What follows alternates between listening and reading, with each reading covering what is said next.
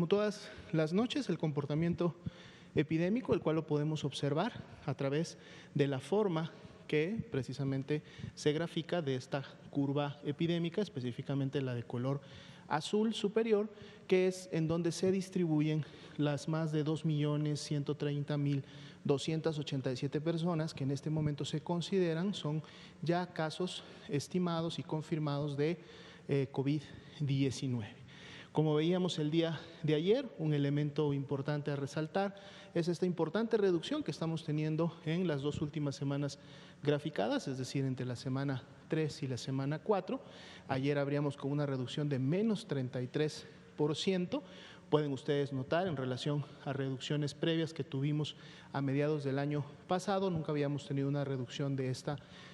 magnitud. Obviamente sabemos que en el transcurso de la semana esta reducción podrá ir disminuyendo, pero dada la magnitud que tiene en este momento, consideramos que de seguro se mantendrá con una tendencia descendente bastante importante. Tendencia descendente que además tiene ya 3 semanas que se está presentando. La primera la vimos precisamente entre la semana 1 y 2, fue todavía pequeña, prácticamente acercándose a una ligera meseta, y en su momento dijimos al menos lo que es la tendencia ascendente que teníamos durante todo el fin del año pasado, para el mes de diciembre específicamente, pues se revirtió con esta primera modificación. Luego vendría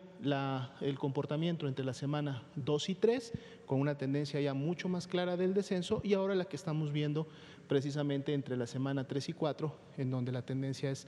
todavía mucho más clara. Obviamente que esta tendencia se mantenga, que la reducción continúe, no solamente para esta semana, sino en semanas posteriores, pues dependerá de que las medidas, la implementación de las acciones de prevención que de seguro se están llevando a cabo en la gran mayoría de las entidades federativas, el 75% de ellas, es decir, 24 entidades, están presentando este mismo comportamiento, es decir, tienen al menos 2 o más semanas de reducción de la carga de casos, de la carga epidémica, y esto se puede mantener, como decíamos, de también mantenerse las acciones de prevención y la disminución de la movilidad en cada una de estas entidades federativas. La siguiente curva es precisamente la de las personas recuperadas, están graficadas y distribuidas por semana epidemiológica, 1.501.580 personas que ya se recuperaron, y vemos cómo empieza también a tener obviamente el comportamiento similar a la de los casos, en donde hace 2 semanas veíamos ese primer descenso de los casos. Bueno, ahora 2 semanas después también estamos viendo ese ligero descenso de menos 4%, porque finalmente está representando a las personas que se están recuperando de la enfermedad. En relación a los casos activos, veamos que hoy logramos precisamente, en función de esta disminución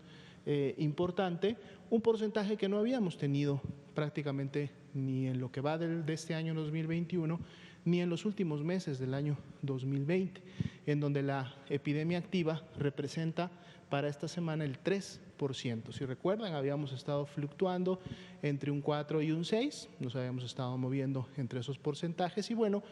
la reducción que tenemos esta semana lleva este indicador a una reducción del 3%, sabiendo que este grupo de 65.789 son precisamente las personas que en las últimas 2 semanas han iniciado con signos y síntomas. Entonces, en la medida que la carga de enfermedad, que la magnitud de la epidemia se reduce, disminuye, como lo estamos viendo ya en las últimas 3 semanas, obviamente las personas que inician con signos y síntomas en las últimas 2, pues entonces también se reduce, y por lo tanto la epidemia activa en México tiene este comportamiento. Estamos colocando también de manera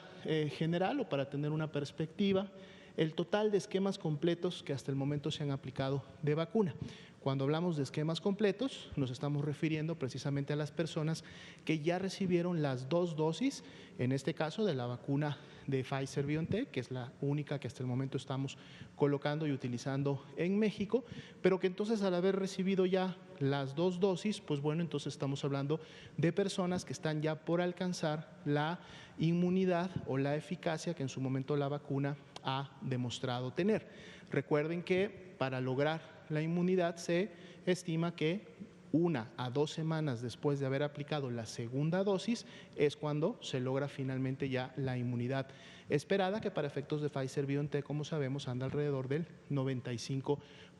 Entonces es un dato también que vamos a estar obviamente resaltando en la medida que vamos avanzando con la campaña de vacunación a nivel nacional. Así también actualizamos para el día de hoy, como ustedes saben, desde que inició la epidemia en México y la pandemia obviamente a nivel internacional, COVID-19 es una enfermedad que puede producir serias complicaciones en las personas, afectar obviamente sus funciones vitales y lamentablemente causar defunciones. Hasta el día de hoy, para efectos de las defunciones que se han presentado desde el mes de marzo del año pasado, se acumulan en México 166.731 personas que lamentablemente han perdido la vida a consecuencia de estas complicaciones. Veamos la siguiente diapositiva. El día de hoy queremos presentarles también el comportamiento de la hospitalización. En la curva superior, que es una curva color crema, estamos representando el total de todas las hospitalizaciones que se dan en todas las unidades COVID del país. Son un poco menos de 1,000, dependiendo del día de reporte, fluctúan entre 990, 995, hemos llegado a tener hasta 1,000 unidades que están clasificadas como COVID y que son precisamente las que atienden a todos los casos sospechosos y en su momento confirmados. Aquí es importante resaltar este punto. Cuando hablamos de personas hospitalizadas, no estamos hablando de personas que se muestrearon o no se muestrearon, no estamos hablando de personas que dieron o no negativo o positivo a la prueba. Estamos hablando simple y llanamente de personas que desarrollaron un síndrome respiratorio grave en este caso y que por lo tanto requirieron de hospitalización y que más allá de cuál sea el agente o el microorganismo que esté causándole su infección, sea COVID o sea algún otro virus o alguna otra bacteria, finalmente requirieron hospitalizarse y los contamos a todos, independientemente que sean sospechosos o no de COVID, simple y llanamente por el hecho de tener una infección respiratoria aguda grave. Y este ha sido el comportamiento. ¿Y por qué presentamos esta gráfica? Que de hecho la habíamos estado presentando el año pasado en muchos días y actualizándola, porque aquí también podemos notar, pueden ustedes ver que prácticamente ya en los últimos 15 días estamos viendo también esta reducción, es esta reducción que vemos aquí para efectos del total de hospitalizados y de camas generales también, en relación a la demanda hospitalaria,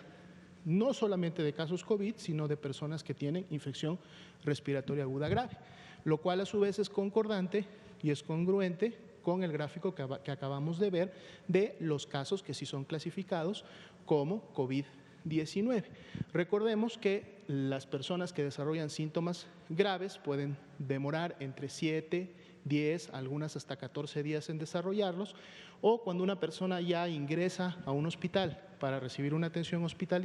especializada, esta hospitalización puede también durar en promedio, en los casos graves, alrededor de 2 semanas.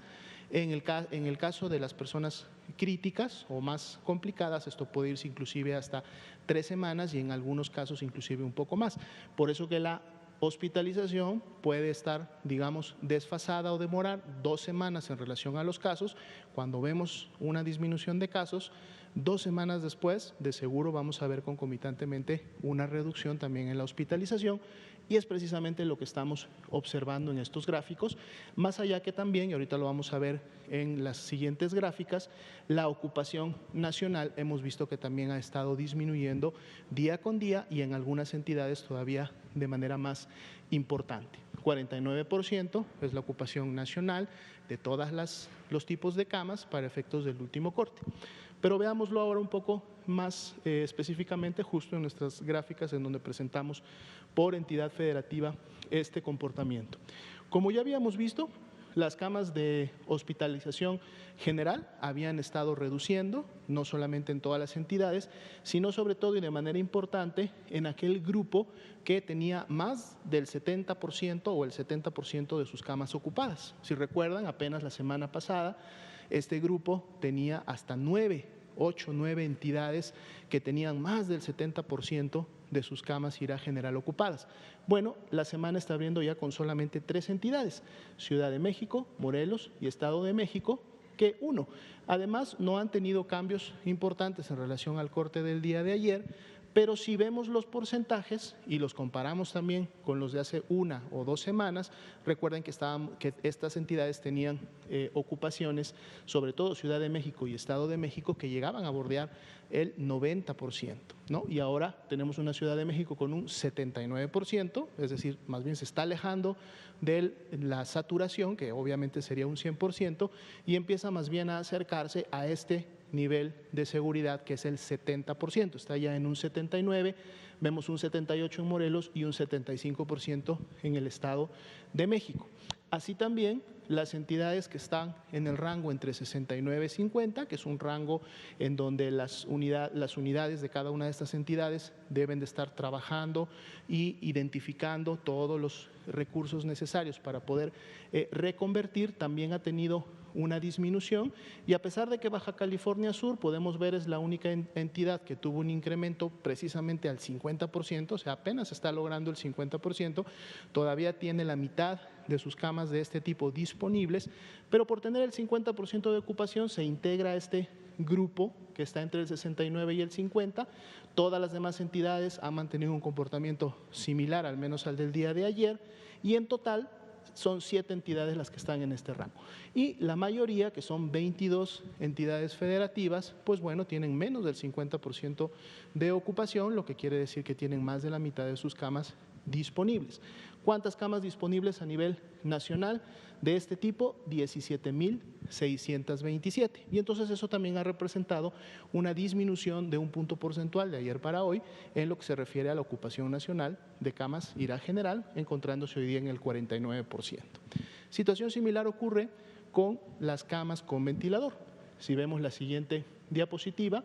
las camas con ventilador, que son para los pacientes más críticos, también han presentado una reducción, como la podemos ver, en la ocupación nacional de 2 puntos porcentuales, cayendo el día de hoy a un 46%, pero además, cuando vemos los grupos, si recuerdan aquí durante mucho tiempo, durante varias semanas, tuvimos 3 o 4 estados que estaban en más de 70% y hoy solamente se mantiene la Ciudad de México. Pero aún manteniéndose la Ciudad de México, veamos que la ocupación es del 76%, es decir, ahora ya está mucho más lejos que ese 90% o ese 85% que en algún momento llegó a tener en este tipo de camas, y más bien empieza a acercarse al nivel de seguridad del 70%. Son 6 entidades que están entre el 69 y 50, que para efectos del corte de las últimas 24 horas no han tenido cambios, mantienen sus proporciones de ocupación, y vean cómo de estas 6, 4 de ellas están también más pegadas hacia el 50%, o sea, están en un rango entre el 52 y el 55, lo cual obviamente en siguientes días pudiera significar que pasaran a este tercer grupo, que también se ha visto incrementado en las últimas semanas, que son las 25 entidades federativas que el día de hoy tienen más de la mitad de sus camas con ventilador desocupadas. Algunas entidades como lo son Campeche, Chiapas, Quintana Roo, inclusive con una disponibilidad de arriba del 80% de sus camas con ventilador. A nivel nacional representan 5,973 camas disponibles. Bien.